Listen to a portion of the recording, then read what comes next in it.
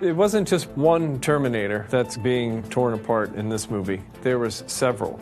Each one of those versions of the Terminator needed to have a series of makeups.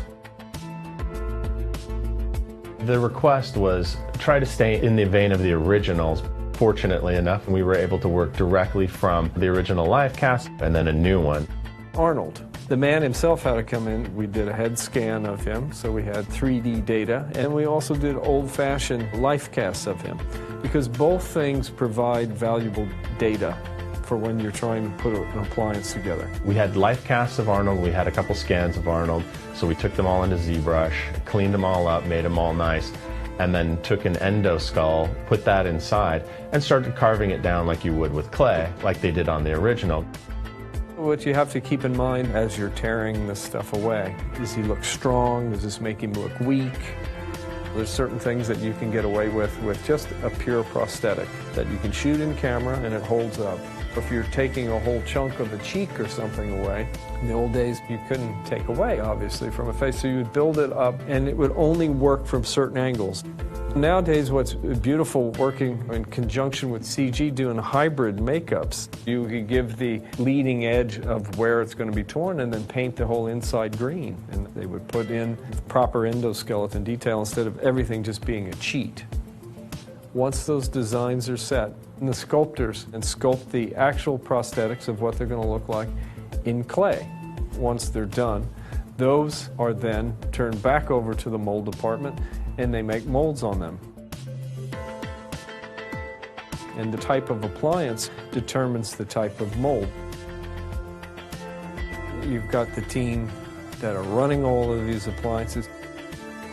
All the prosthetics that we're talking about here, once they're glued down, there's nothing reusable. And you have to figure out how many appliances, and there's literally several thousand that were run for this.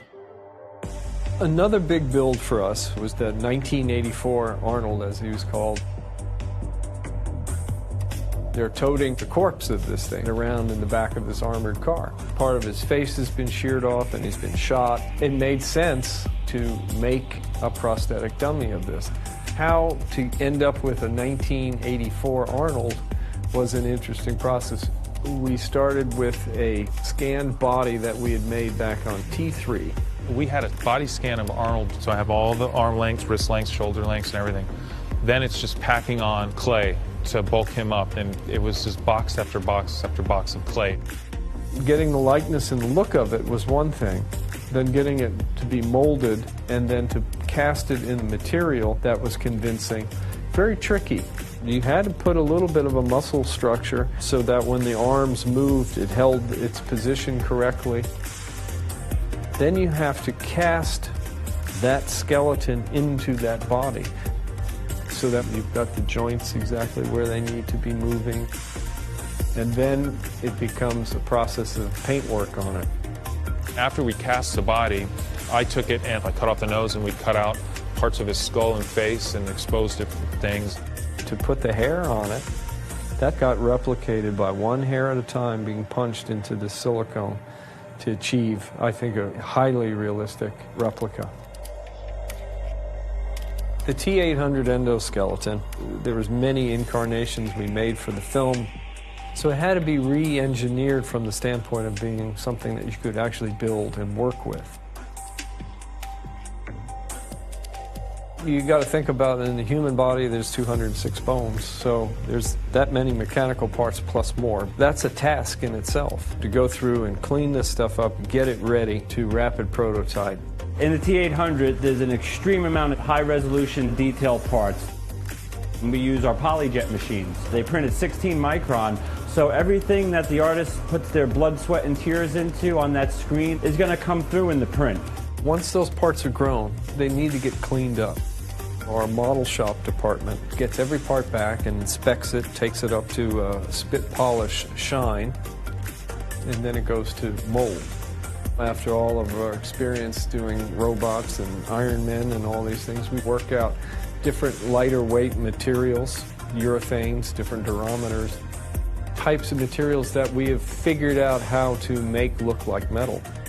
Real chrome is really hard to photograph. Our painted solution looks like real metal in camera, but it's a little faster. We have control of it in the shop as opposed to sending it out.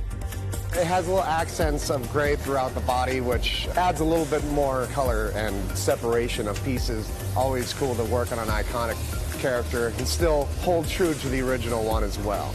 Once they come back from the paint department, then we have to go through and start building it around the armature that the mechanics have made. The guys are very meticulous in putting all of these hundreds of parts of a Terminator back together again.